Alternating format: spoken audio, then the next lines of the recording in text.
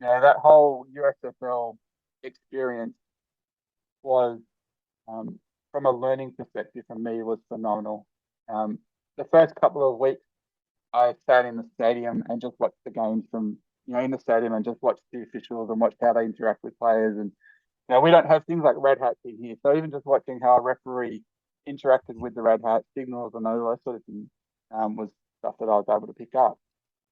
But after being there for a couple of weeks, obviously got to know Brandon and Tuta, and they introduced me to Steve Strimling. And, you know, I've heard plenty of positive things about Steve, but he is amazing. The things that he will do for people is incredible. Yes. And he offered me the opportunity to go and sit up in the press box with him for the games.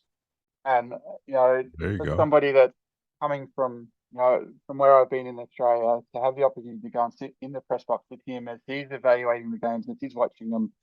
There was a couple of NFL official trainers that were in there as well. So being able to network with those, but just watch the game from that perspective. And between Steve and I, we'd see a flag on the a flag on the field, and he would be looking to a different area, and he'd go, "Oh, what was that?" And, I could say, "Hey, that was holding," or "That was a false start." And between us, we could match what was up before the announcements were made. So he could, and that was incredible. And for Steve to do what he did for me for that whole trip that I was there, was, you know, it was and is amazing. And it speaks testament really to the quality of person that Steve is, and the things that he'll do for people.